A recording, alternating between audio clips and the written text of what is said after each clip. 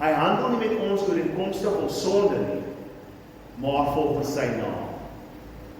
Hy is getrou as gevolg van sy heiligheid, nie ons goedheid.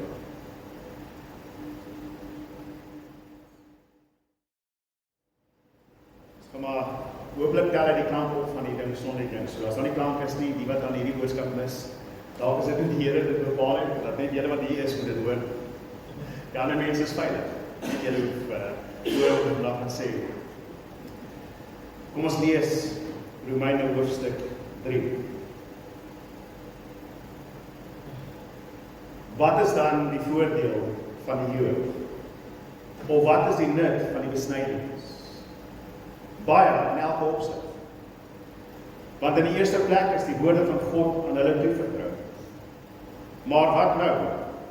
As sommige ontrou geword het, maak hulle ontrouheid God se getrouheid ongedaan? Hoegenaamd nie. Al is elke mens vals, laat God waaragtig wees. Soos daar geskryf staan, sodat u reg bewys kan word deur die woorde, en u sal wen wanneer u oordeel. Maar as ons ongeregtigheid die regverdigheid van God bewys, wat sal ons sê? Is God dan onregverdig? Ek redeneer nou soos 'n mens, wanneer hy sy toorn oor ons bring. Hoegenaamd nie. Want hoe sal God dan oor die wêreld oordeel? Maar as deur my valsheid God se waarheid oorvloedig blyk, tot sy heerlikheid, waarom word ek dan nog as sondaar geoordeel? Moet ons nie sê, soos wat ons belaster word, en so sommige ons dit in die mond lê, kom ons doen die slegte, sodat die goeie daaruit kan voortkom nie. Die reg verdien sulke mense hulle veroordeling. Wat dan? Is ons beter daaraan toe? Hoegenaamd nie. Want ons het al reeds tevore Jode sowel as Grieke daarvan aangekla dat almal onder die sonde is. Soos daar geskryf staan, daar is niemand regverdig nie, selfs nie een nie. Daar is niemand verstandig nie, daar is niemand wat God soek nie. Almal het afgedwaal, saam met hulle ontaard. Daar is niemand wat goed doen nie, daar is selfs nie een nie. Hulle keel is 'n oop graf, met hulle tonge bedrieg hulle, die gif van adders is op hulle lippe, hulle mond is vol vervloeking en bitterheid. Haastig is hulle voete om bloed te vergiet. Verwoesting en ellende is op hulle paaie, en 'n pad van vrede ken hulle nie. In hulle oë is daar geen vrees vir God nie. Ons weet dat alles wat die wet sê, gerig is aan diegene wat onder die wet staan, sodat elke mond die swye opgelê kan word, en die hele wêreld hulle voor God moet verantwoord. Daarom sal geen mens op grond van die uitvoering van die wet voor hom geregverdig word nie, want juist deur die wet ken ons die sonde. Vader, ek bid u genade nou oor hierdie woord, dat dit sal uitgaan met u seën, met die krag, Here, dat dit sal vrug dra in ons harte, en die wortels sal skiet, Here. Kom, Heilige Gees, en lei ons in alle waaragtigheid en wysheid en insig, want hierdie is 'n gewigtige saak, Here. Hierdie is iets wat ons nie in ons menslikheid kan verstaan nie. Dit is iets wat ons nie kan begryp. En so ek vra, Heilige Gees, dat u ons help in ons swakheid. Ons sal versterk, Here God, in ons onkunde. En ons kennis sal gee en wysheid sal gee om te verstaan. Here Jesus, dat u verheerlik sal word in alles wat ons hier spreek. Want alles gaan oor u en is vir u en eer. Mag u naam heilig word in hierdie woord. Amen en amen. So ons keer nou terug na Romeine toe. En soos julle kan sien, is ons nog steeds baie besig met Paulus se argument oor die sonde in die mense.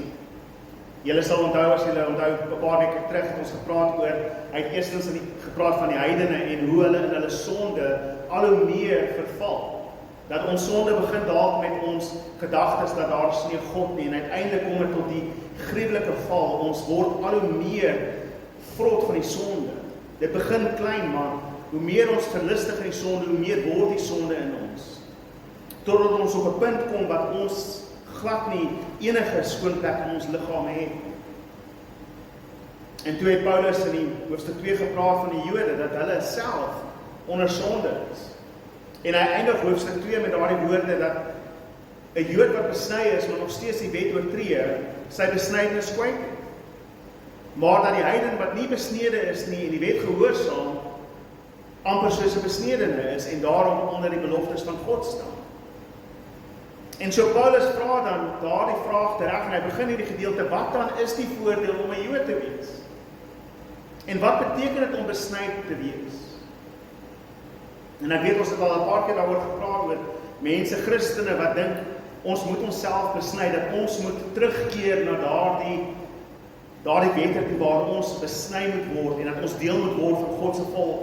Daar is groepe Christene wat dink dat ons Jode moet word voordat ons behoorlike Christene kan wees. En Paulus se vraag is, wel sy punt wat hy maak aan die begin van einde van hoofstuk 2 is, daar is geen rede vir jou om 'n Jood te word om 'n Christen te wees. Want beide die Jood en die Griek is onder die sonde. En hy herhaal dit in hierdie gedeelte. Hy sê die Jood en die Griek is albei onder die sonde, onder die slawerny van sonde en almal het gesondig. So is daar dan enige voordeel om 'n Jood te wees. En 'n mens sal dalk dink as jy hoofstuk 1 en 2 lees, dat Paulus se antwoord gaan wees, daar is geen voordeel om 'n Jood te wees. Maar dit is nie wat hy antwoord nie. Inteendeel, Paulus se antwoord is, daar is baie waaroor die Jood 'n voordeel het omdat hy die volk van God is. Daar is voordeel. In die eerste plek sê hy dat hulle die woorde van God ontvang het. Nou Paulus gaan nooit in die res van sy brief na 'n tweede plek toe kom. Hy gaan nooit oor 'n tweede ding praat. Hy gaan wel 'n klop ander dinge noem later in Romeine. Maar hy sê in die eerste plek, en hy bedoel nie die eerste plek in posisie, dat dis die eerste ding wat hulle kry nie. Hy bedoel dat die belangrikste ding wat hulle ontvang het, as Jode, as God se volk, is dat hulle die woorde van God ontvang. Dit is die primêre voordeel wat die Jood het bo die heiden. God het met hulle gepraat.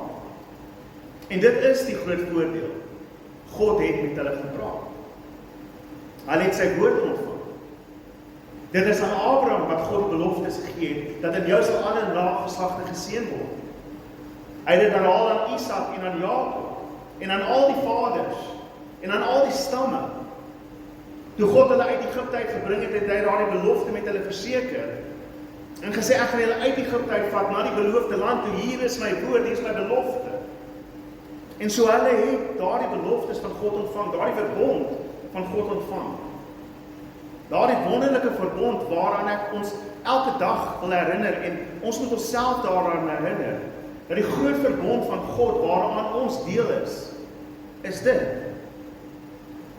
Hy is ons God en ons is sy mense. Dat ons behoort aan hom. Hy is God, ja, oor die hele skepping, maar spesifiek in 'n verhouding met sy mense, met sy volk, met hulle wat hy gekies het. Dit is 'n ander verhouding as die verhouding wat hy het as skepper teenoor die skepping. Ons moet verstaan dat daar is 'n verhouding wat God het met sy volk en met sy mense wat anders is as wat God se verhouding is met al die mense op die aarde. God is liefde en hy is lief vir alle mense, maar hy is spesifiek lief vir wie hy lief het. Daarom wanneer God homself openbaar aan Moses op die berg sê, ek sal genade bewys aan wie ek genade wil bewys. Dit is my reg en my reg alleen om te besluit aan wie ek genade wil gee. En ek het hierdie volk gekies, hierdie Israeliete het ek gekies om my eie volk te wees.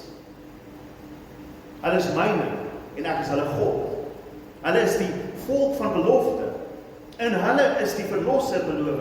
In hulle is al die verlossings, boodskap en beloftes gesetel. Deur Abraham en sy nageslag gaan al die nasies gered word. En so vir Paulus is dit duidelik, wat se voordeel het die Jood? Julle is die volk van belofte.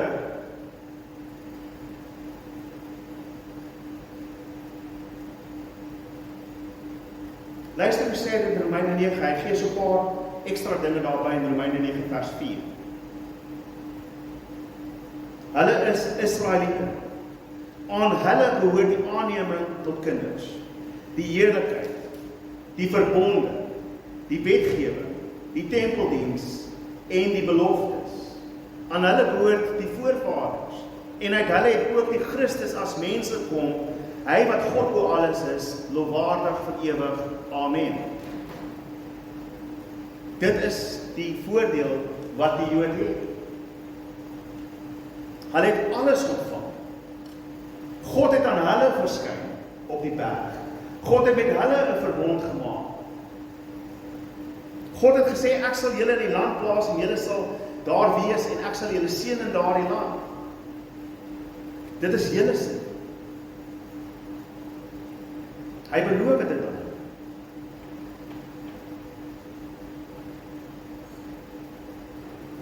Ek dink Paulus het miskien in die agterkant van sy kop, alhoewel dit nie aangehaal word in hierdie gedeelte nie, dink ek het hy Esegiel 20 so half in gedagte wanneer hy by die volgende gedeelte van hierdie teks aankom. Want in Esegiel 20, terwyl die volk in ballingskap weggevoer word, sê God die volgende aan die leiers. In Esegiel 20 vers 10, nie daai nie, ons gaan by hom uitkom, oor nader. Esegiel 20 vers 10 tot 12.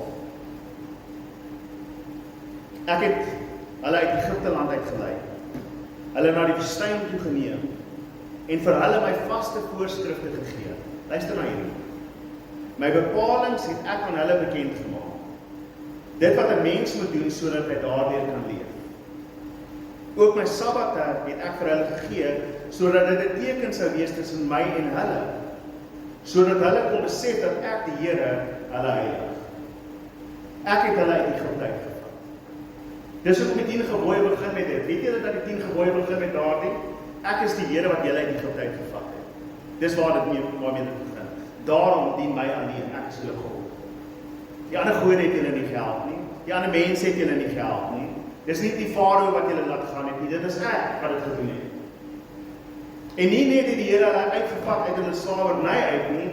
Hy het sy bepalings aan hulle bekend gemaak, waardeur hulle, as hulle dit onderhou, sou lewe. Dis die enigste mense op hierdie aarde wat dit ontvang het.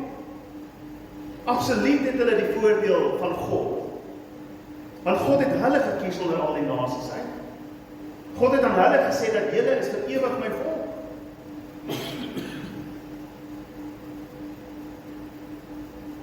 Hulle het al die woorde van God ontvang.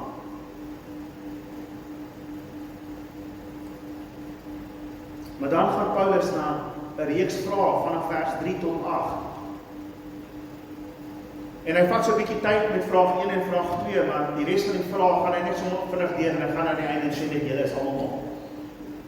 Aan die einde van vers 8, hulle verdien die oordeel wat oor hulle kom. Maar hy begin met daardie eerste vraag. As sommige dan ontrou is, maak dit God se getrouheid ongedaan? Dis die vraag. As God gesê dat hierdie is my volk en dit is my mense en hulle gaan vir ewig my mense wees. En al daardie mense is nou ontrou aan die Here, dan beteken dit dat God nie sy woord vervul het.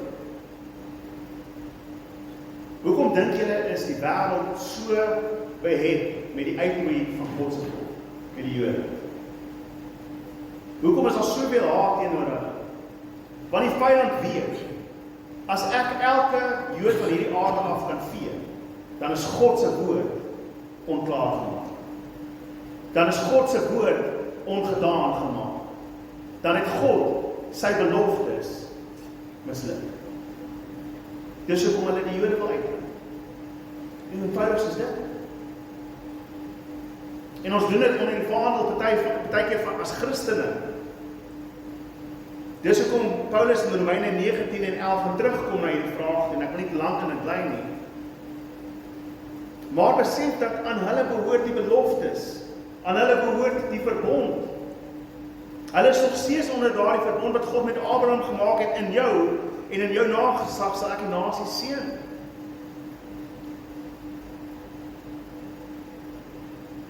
as hulle ontrou is, en elkeen van hulle wegval, en daar nie meer 'n volk van God oor is nie, dan sy God sy beloftes tot niet gegaan. En hier in die eerste plek sien ons die trouheid van God deur die eeue heen. Want in Esegiel 20, as jy die hele Esegiel 20 lees en deur hom gaan, oor en oor sê God, ek het hulle uit Egipte uitgebring, na die woestyn toe, ek het daar my verbond met hulle gemaak, en wat doen hulle? Aanbid elke God onder die son. Verwerp my, draai teen my. So wat doen God? Hy laat sy toorn teen hulle ontvlam, maar hy sê dan, terwille van my naam vernietig hulle heeltemal. Ek hou vir my die kinders op. Onthou daardie mense wat in die woestyn gesondig het, nie een van hulle het die beloofde land ingegaan nie. Maar God bewaar sy belofte en hy is getrou, want hy het gesê, ek gaan hulle in die beloofde land invat.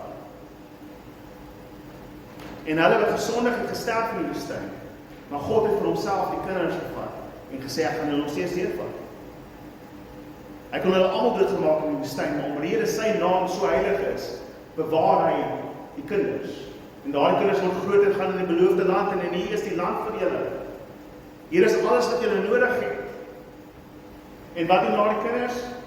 Kom ons gaan aanbid die gode van die nasies rondom ons. Kom ons draai weg van God af. Kom ons belaster sy naam.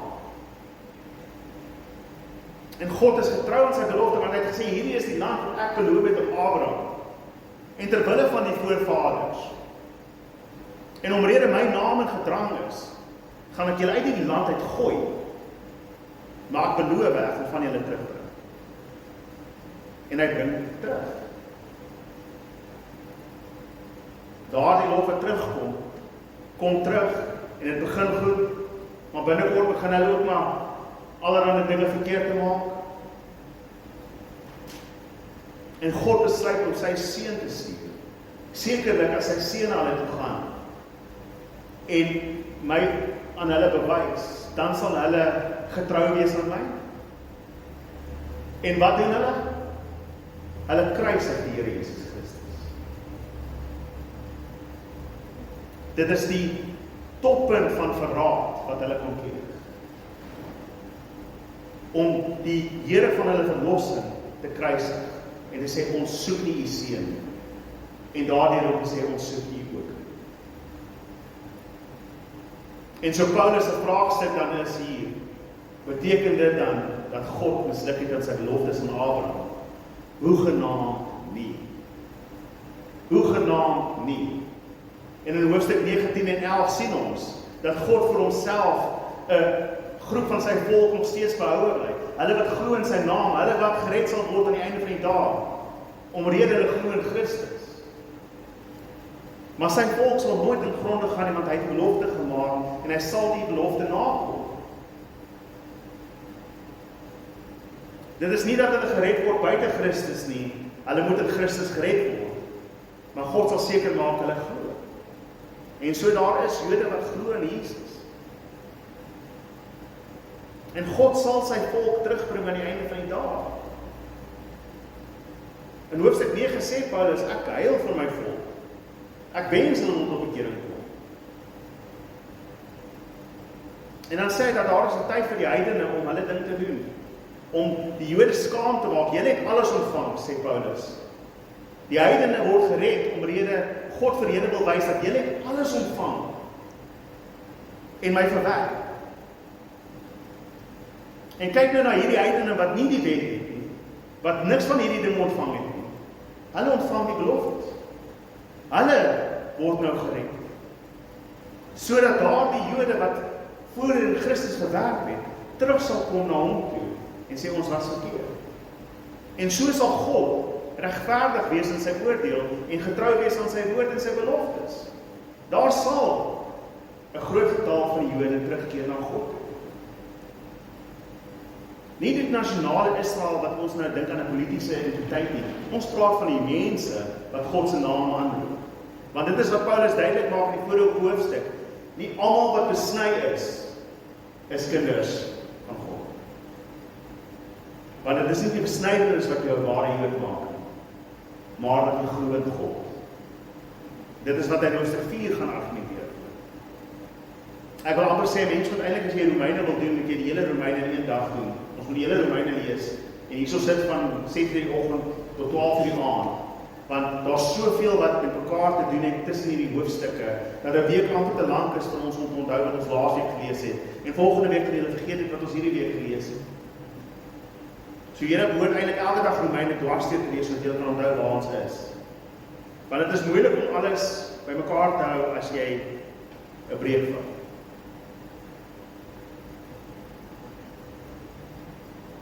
So is God dan ontrou wanneer al die mense ontrou is? Nee. Een van my mooiste voorbeelde in die skrif is toe Elia daar op die berg is en hy sê vir God, ek is die enigste wat oorgebly het, daar is niemand in hierdie volk wat U mee aanbid. Hulle het al die profete doodgemaak, hulle het almal uitgeroei, daar is niks wat oorgebly het nie. Ek alleen is die enigste een, want dis hoe ons baie keer voel. Waarom God vir hom antwoord en sê, nonsens, ek het 7000 ouens bewaar vir my. 7000 ouens wat nie die knie gebuig het vir Baal. Uit die hele volk uit is daar net 7000 wat oorbly. Maar dit is God se mense wat oorgebly. God maak seker, hy hou vir hom 7000 ouens oor. Dat die hele volk ontrou word. Want daardie 7000 is myne. Dit wys die getrouheid van God om ons te bewaar, selfs wanneer ons ontrou is. Paulus sê, ek dink dis in 2 Timoteus, dis een van die briewe aan Timoteus, sê Paulus dat wanneer ons ontrou is, bly hy getrou, want hy kan nie teen sy getrouheid optree. Dit is hoe trou ons God is, betroubaarheid is.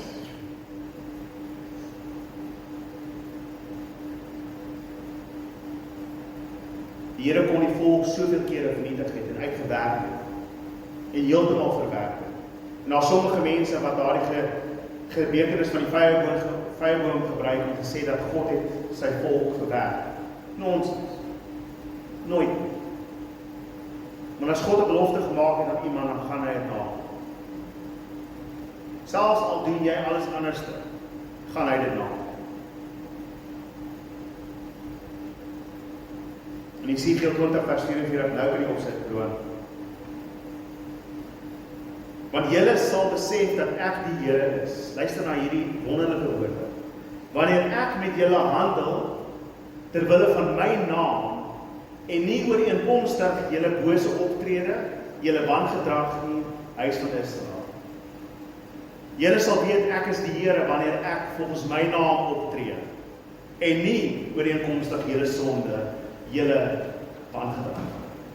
Wat 'n genade. Wat 'n genade. Dat hierdie volk wat so ongehoorsaam is, soveel keer die Here se beloftes in sy gesig teruggooi. Soveel keer sondig. Ons wonder baie keer as ons na die Ou Testament lees, hoe geduldig is die Here met hulle. En iets wat hulle nie verstaan nie, en wat ons dan ook nie verstaan nie, is hierdie waarheid. Hy handel nie met ons ooreenkomstig ons sonde nie, maar volgens sy naam. Volgens sy naam. Hy is getrou as gevolg van sy heiligheid, nie ons goedheid. Want hy het aan Abraham beloof, en hy het aan Dawid beloof. Jy kan dit sien in Dawid ook. Die Here sê aan Dawid en aan sy seuns sal hy die koningskap vir ewig vasstel. Sy volgende seun Salomo aanbid ander gode. En wat sê God vir hom? Vir Salomo? Terwille van jou pa, gaan ek dit nie in jou tyd doen.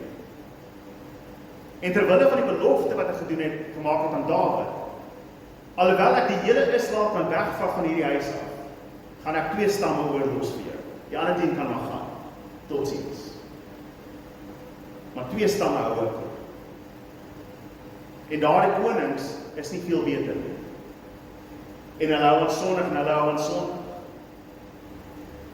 Uiteindelik sê God, ek gaan julle weggooi uit die land uit. Maar terwille van die belofte aan Dawid en terwille van die belofte aan Abraham, gaan ek julle terugbring. Dis waar Jeremia 29 vers 11 kom. Ek het bedink net goeie dinge vir julle. My planne is goed vir julle. as gevolg van sy naam nie hulle goedheid nie. En hy bring hulle terug. En een van die wonderlikste dinge wat ons in die skrif lees, in Matteus 1 en in Lukas 4, is die geslagsregister van Jesus. Want daar is die seun van Dawid, wat vir ewig op die troon gaan sit. En so as God nie 'n menslike koning kan kry om te doen, nie gaan hy sy eie seun stuur om te doen. Want hy sal sy belofte volmaak ten spyte van. Ten spyte van. En nou verwag Paulus die vraag wat natuurlik volgende kom. So beteken dit dan dat as ek onregverdig is en deur my onregverdigheid God se regverdigheid geopenbaar word, hoekom straf God my dan? Die Jode kan ons dan tereg sê dat as ons wat Christus verwerk het en hom gekruisig het, gelei het na die verlossing van die heidene, hoekom word ons dan gestraf daarvoor? Het ons dan nie goed gedoen op een of ander manier? En dit party mense redeneer dit vandag so. En ek stel die vraag aan julle en julle kan dit self gaan probeer antwoord. Ek sal my antwoord gee, maar julle kan probeer antwoord. As Judas gedoen het wat God bepaal het hy moet doen, deur Jesus te verraai, is Judas nie dan onskuldig nie?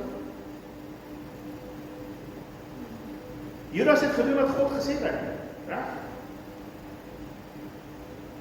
Behoort Judas nie dan 'n saint te word nie? Behoort ons om te sien as hy kan net gedoen wat gevra was van hom. Dit is wat die evangelie van volgens Judas, wat geskryf is deur ouens in die 2de eeu, wat glad nie geskryf is deur enige ouens nie, redeneer. Dat Judas is eintlik gered, hy eintlik by Jesus het hy die opdrag gekry om hom te vra. Of 'n mens kan die argument van Herodes en Pilatus, en die Romeine en die Joodse leiers, want ons lees in Handelinge 4, dat hulle het saam opgetree teen God en teen sy Christus, en hulle het alles gedoen wat sy hand vooruit beskik het om te gebeur. Hoe kan God hulle dan kwaadlik hou vir daardie sonde om Jesus te kruisig? Hulle het toch gedoen wat die Here verwag het hulle gaan doen. Hulle het gedoen wat die Here bepaal het hulle gaan doen. En ons kom by die moeilikste lering in die skrif, en dit is die soewereinheid van God. Iets wat Paulus weer eens in hoofstuk 19 en 11 gaan bespreek. Wanneer hy sê dat die pottebakker het die reg om te doen met die klei wat hy wil, om vir homself voorwerpe te maak van oneer en voorwerpe van eer uit dieselfde klei. Want hy wat God is, voer sy wil uit in die hemele en op aarde.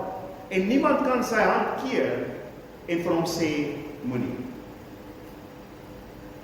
En sommige mense vra dan, wat jy nou vir my sê is dat wanneer iemand optree en dan uiteindelik die wil van God uitvoer in daardie manier in hulle sonde, hoe kan God hulle dan kwaadlik hou daarvoor? En dit is wat die mense vra hierso. En Paulus sê hulle vra dit.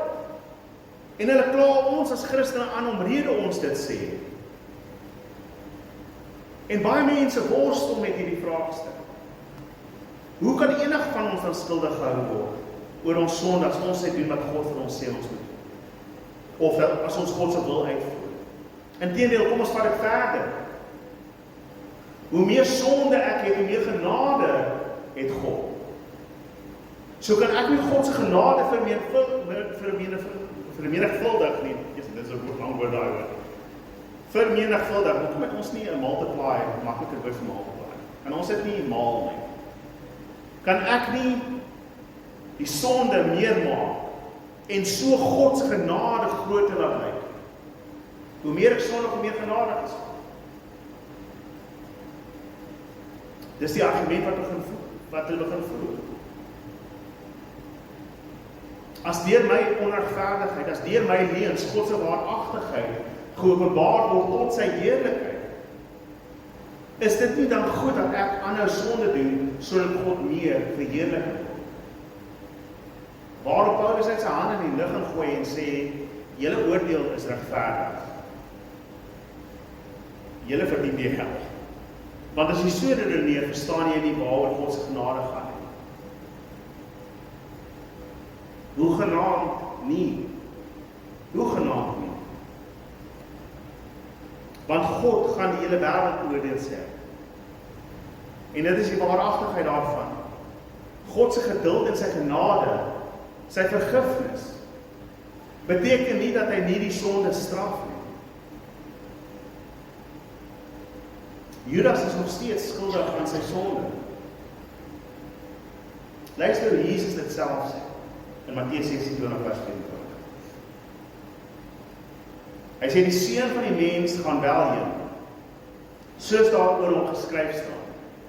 So Jesus sê, die seun van die mens gaan gekruisig word.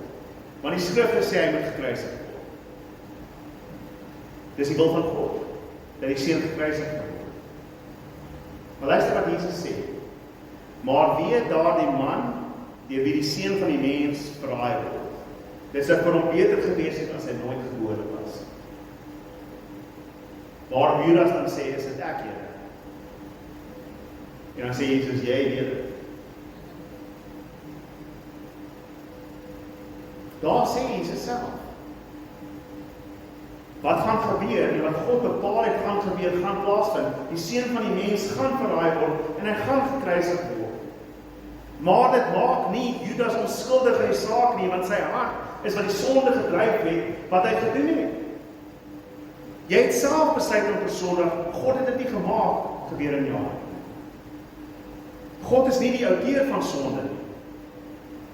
Dit is die groot vraagstuk van die eeue, dat as God geweet het wat in die tuin gaan gebeur, dat Adam die vrug gaan eet, hoekom in die eerste plek die mens maak? Hoekom die slang maak? Hoekom die duiwel maak? Omdat God alles uitwerk volgens die raadsbesluit van sy wil, want hy is die soewereine God. Is daar dan enige ongeregtigheid in God en onregverdigheid in God? Nee. Want hy is God en ons is nie. Is hy nie onregverdig nie? Nee. Want hy dieselfde klei maak om potte bakke vir hom voorwerpe van eer en oneer. Dit is 'n baie moeilike lering, ek weet dit. Maar ons sien dit by die kruis van Christus. Want alhoewel alles plaasgevind het volgens God se raadsbesluit, is Herodes, Pilatus, die Joodse leiers en die Romeine skuldig aan dit wat hulle gedoen het aan die seun. En Judas wat Jesus verraai het, is skuldig. Dit sou hom beter gewees het as hy nooit gebore was, sê Jesus. Wat uiteindelik vir jou die antwoord gee van waar is Judas nou? Nie in die hemel. Hy is nie in die hemel.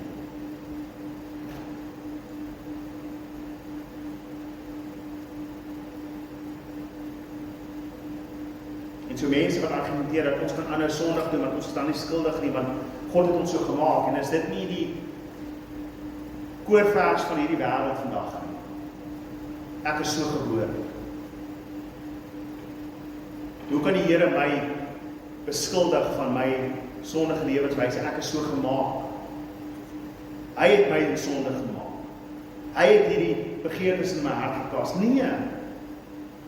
Nee, jou eie rebellie en jou eie sonde het in jou hart dit al hoe meer vererger. Jy is die een wat dit gedoen het. Jy is die een wat dit besluit het. En so jy is absoluut skuldig van jou sonde. Daar is geen wegkom van dit af nie. Almal is skuldig daaraan. Paulus kom dan in vers 9 terug en hy sê, wat beteken dit dan? Is ons beter daaraan af? Ek praat van die Jode. Is ons beter daaraan af? As ons alles ontvang het en God het aan ons beloftes gemaak en omrede die Here beloof het, gaan ons gered word en ons is so beter af. Dan sê Paulus nee. Nou sê hy nee, julle is nie beter af. Julle het al die voordele ontvang. Die probleem is, Jode sowel as Grieke is onder die sonde. En alhoewel julle die wette ontvang het, waardeur julle dink julle gereinig word, help dit julle nie, want julle is nog steeds sondaars. En dan haal hy klomp verse in die Ou Testament aan, en hy voer hulle by mekaar, en hy gooi hulle by mekaar. En hy begin in die eerste plek weer te sê dat almal is onder sonde. Daar is niemand regverdig nie. Selfs nie een nie. Daar is niemand verstandig nie. Daar is niemand wat God soek nie. Almal het afgedwaal saam met hulle almal ontaal. Daar is niemand wat goed doen nie.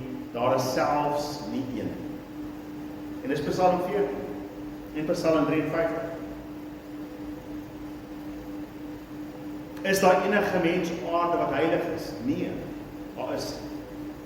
Is daar enige een wat waardig is om gered te word? Nee, daar is nie. Want almal het ontaard. Almal is onverstandig. Ons het in die laaste 50, 60 jaar seker die gedagte begin ontwikkel dat almal soek eintlik 'n manier na God. Almal het in hulle hart die begeerte na God of na 'n godheid of iets. Hulle het 'n God leemte in hulle hart wat hulle wil volg. En dan lees ons hierdie en sê daar is niemand wat God soek nie. En so die Bybel sê vir jou nonsens. Die groot probleem is dat niemand God soek nie. Niemand wil hom volg nie. Almal het gesondig. Daar is niemand wat goed doen nie, daar is niemand wat regverdig is nie. En interessant, hierdie Psalm, as jy na die Psalm self gaan kyk, begin die Psalm met die woorde, die dwaas sê in sy hart, daar is nie God. Die uitvloeiing van daardie ongeloof is, niemand is regverdig nie, niemand soek na God nie, niemand het goed gedoen nie, almal het ontaard. Want dit begin by wat? Ek glo nie in God. En ons het dit gesien in Romeine 1, reg? Dit is Romeine 1 vers 18 tot die einde van Romeine 1 se argument. Is dat omrede hulle nie die Skepper herken het nie, het hulle in hulle sonde verval. En omrede hulle hom verwerp het en hom nie wil geken het nie, het hulle al hierdie dinge begin doen, het hulle ontaard in al hulle sondes, hulle oorgegee in hulle begeertes en hulle gedagtes, as gevolg van hulle ongeloof. En as 'n rede kom Paulus dit bring na geloof toe. Want selfs die Jood wat getrou is aan die besnydenis en wat al die wette gehoorsaam en al hierdie dinge doen dit omrede hy dink dat as ek al die dinge doen, gaan ek gered word, en nie omrede hy glo in God. Dis nie al die Jode nie. Hy praat van spesifiek hierdie mense wat ontaard. Hulle verwerp God. Hulle soek hom nie. Dis hoekom hulle Christus gekruisig het. Dis waar dit begin.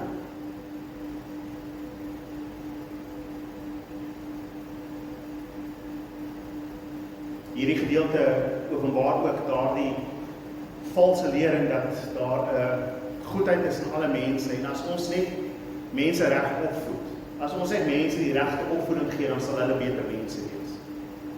Jare terug was dit die idee gewees, as ons net die barbare kan opvoed en goeie lering gee, vir hulle wetenskap leer en goeie taal leer en al die dinge leer, as ons net mense kan wys wat reg en verkeerd is, dan sal die wêreld vol vrede wees. In die 18de eeu met die verligting, toe almal begin sê, weet jy, kom ons breek weg van al hierdie ou denke, kom ons kyk na die nuwe denke en wetenskap en die goedheid van die mens, en as ons net almal kan saamwerk tot hierdie mooiheid, hierdie ideaal van verligte mens wees, hierdie humanisme, ons is almal mense, en ons is almal waardig, en ons is almal liefdevol, en as ons net mense uit daardie omstandighede kan vat en in 'n goeie omgewing kan plaas, dan sal alles goed wees. Ons sal vrede hê op aarde. En toe kry ons die Eerste Wêreldoorlog. En toe kry ons die Tweede Wêreldoorlog. Met al daardie verligting, met al daardie ideale. Kom ons skep 'n Verenigde Nasies wat vrede sal bewerkstellig wat hulle nog nooit in hulle lewe kon gedoen het nie. Is daar vrede in die wêreld? Is hierdie wêreld sonder oorlog? En ek praat nie nou politiek nie, ek praat tot die hart van die mens. Want ons dink ons kan van buitekant af die mens verander. As ons die regte reëls het, as ons die regte regulasies het, as ons die regte organisasies het, as ons al hierdie dinge kan doen, dan kan ons mense laat lyk soos goeie mense. En Paulus openbaar dat dit is die probleem. Ons is nie goeie mense nie. Die sonde begin in die hart. Dis waar dit begin. Die sonde is so deel van ons dat ons nie van dit ontslae kan raak nie.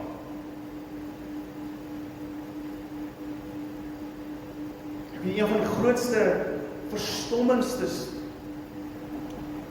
bewyse van hoe iemand oukei kan lyk van buitekant af, maar genigtig. Ek weet nie of julle weet wie Joseph Fritzl is nie.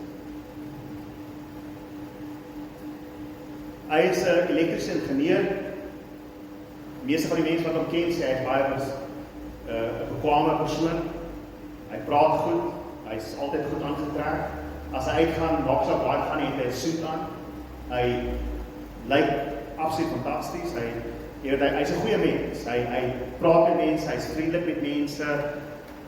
Aan die buitekant af lyk hy soos jou gewone, goeie, opgevoede mens.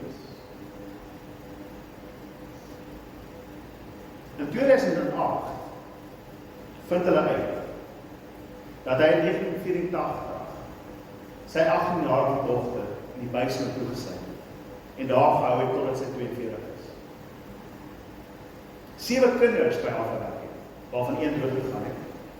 3 saam met haar gevange gehou is in die basement en die ander 3 deur sy vrou grootgemaak word as vlugtelinge wat hy gevind het.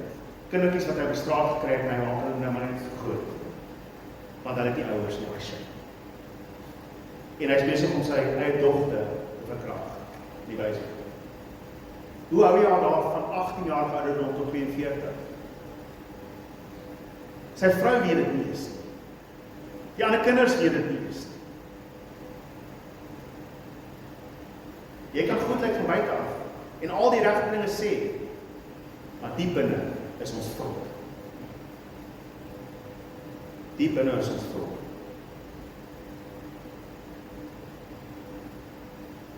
So almal het gesondig, en Paulus gaan dan nog 'n paar aanhalings in die skrif uit, en interessant is daar 'n tema in die gedeelte, en dit is dat Paulus verwys na die ledemate van die mens. Dit is wat al die skrifte by mekaar kom. Hy begin in die eerste plek, hy sê, hulle keel is oop graf, met hulle tonge bedrieg hulle, die gif van adders is op hulle lippe, hulle mond is vol vervloeking en bitterheid. Hulle keel is oop graf. Dit is net dood en stank wat daar uitkom. Jesus sê dit bietjie mooi, wat die hart van vol is op die mond van oop. Die ongelukkige ding is, dat ons harte so donker is, dat wanneer ons mond oop maak, is dit net addergif, sleg, stink, vrot, naar, bitter, vol vervloeking. Jakobus praat oor die tong. Salomo praat oor die tong. Elke heilige in hierdie skrif weet, dat as jy regtig wil sien wat 'n mens se hart is, luister net na sy woorde. En nou kom die einde. Luister bietjie na jou eie woorde hierdie. Wat kom die meeste daaruit? As jou eerste woorde oor iets kritiek is, om mense af te praat, mense sleg te sê, om afbreekend te wees, om altyd die slegste van mense te sê, dan gaan dit nie oor om jou mond stil te maak. Die mense kan vir jou sê, moenie dit sê nie. Dit is nog steeds in jou hart. Jy mag toch voor ander mense mooi praat. Maar broer en suster, jou hart is donker, my hart is sleg. So Paulus sê ons mond openbaar hoe dood ons hart is. So oop graf sê hy. Nie net ons lippe nie. Nee, hy gaan verder, hy sê dat ons voete is gou om bloed te vergiet Verwoesting en ellende is op hulle paaie, die pad van vrede ken hulle nie. Waar ons gaan, ons wil vinnig hardloop om mense aan te kla, ons wil vinnig mense seermaak, ons wil vinnig mense doodmaak.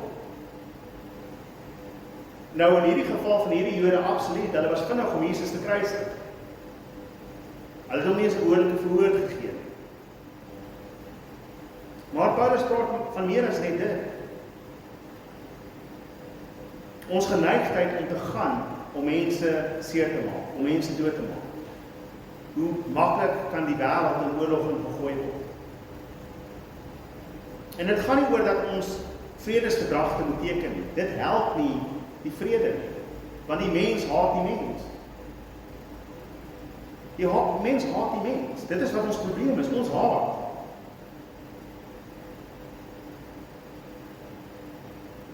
Laastens, hulle oë. In hulle oë is daar geen vrees vir God nie. Jy kan sien in hulle oë dat hulle vrees vir God nie. Hulle kyk na wat hulle wil. Hulle gee nie om oor hoe Christus verneder word nie. Hulle glo nie eens in God nie. En hulle het geen vrees vir hom nie. En omdat hulle geen vrees vir hom het nie, doen hulle wat hulle wil.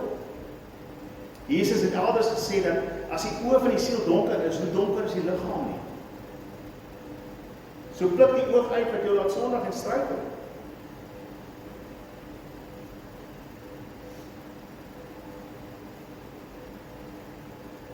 En hy openbaar dat die mens is sondaars, elke een van ons. Die Jood en die Griek.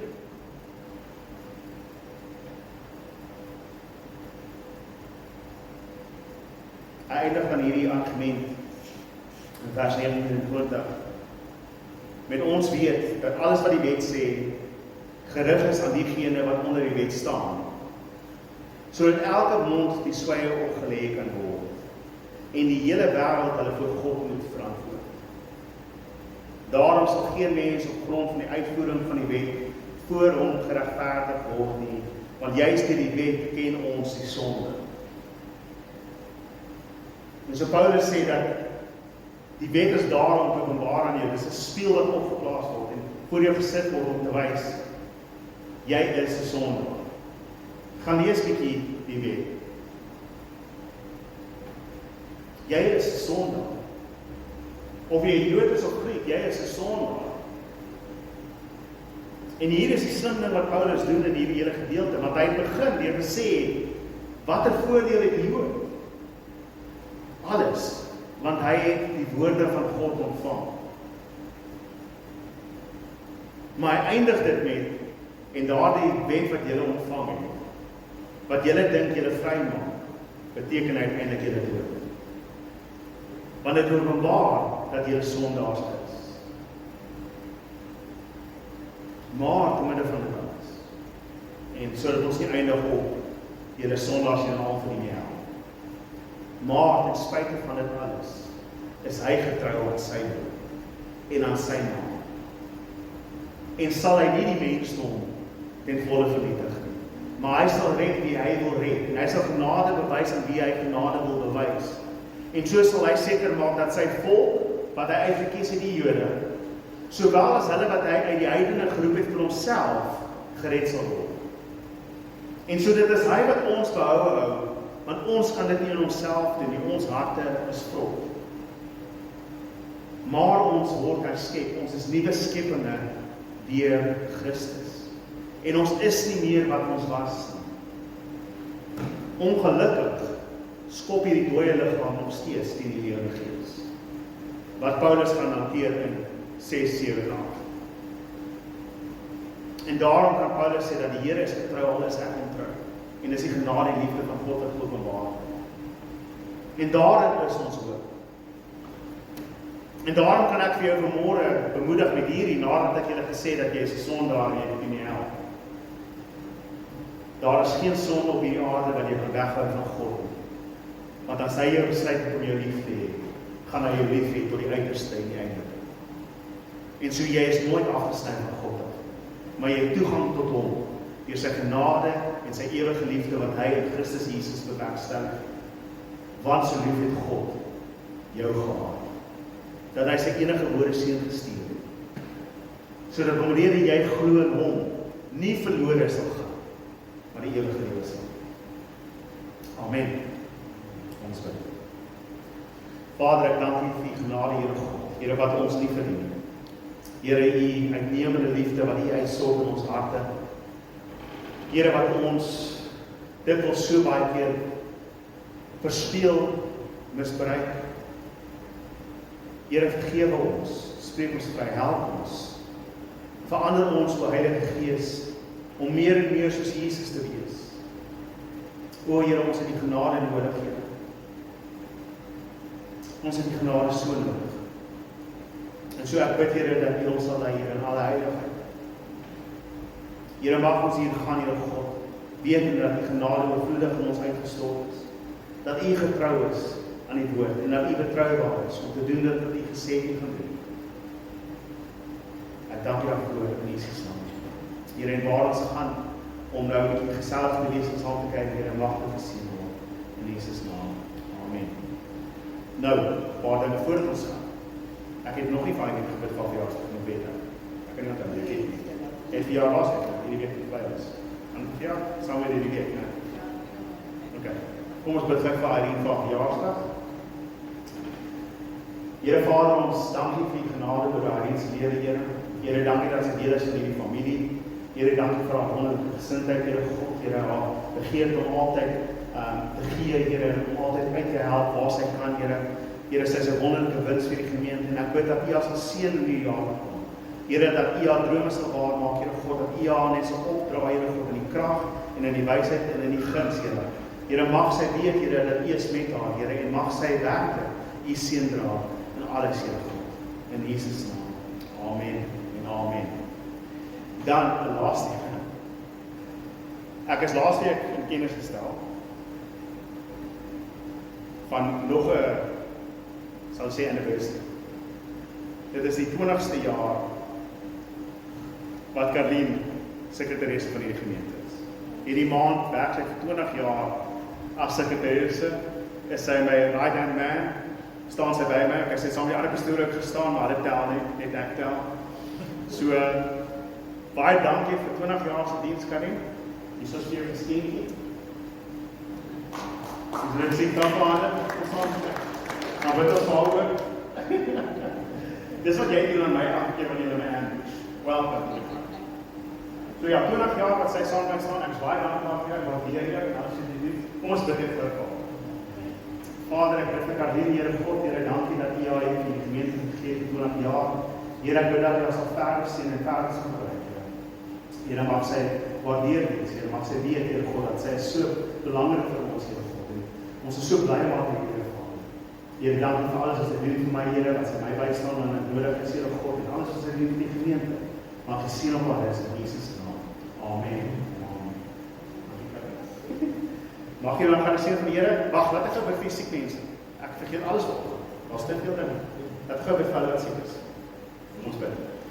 Vader, ek bid dan ook nou, Here God, vir hulle wat vanmôre nie hier kan wees nie, weens hulle siekte, en selfs hulle wat vanmôre hier is, terwyl hulle nie lekker voel.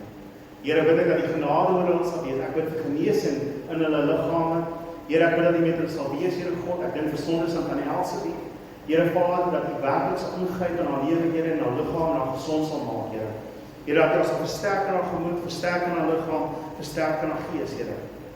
Here, en almal anderste wat nou dalk in hierdie tyd, Here, verkoue en griep en al ander dinge kry, Here. Here, bid ek net gesondheid oor hulle, Here Vader, dat U met hulle almal sal wees. Here, ons bid vir hoe uit nog in die hospitaal, Here God, dat U genadig daar sal wees. En almal wat ons ken, wat naam aan ons is, wat siek is, Here, mag U met hulle wees, in Jesus naam. Amen en amen. Dankie julle, dan is julle welkom om saam tot bietjie te gaan kuier en te eet en koffie te drink. Amen.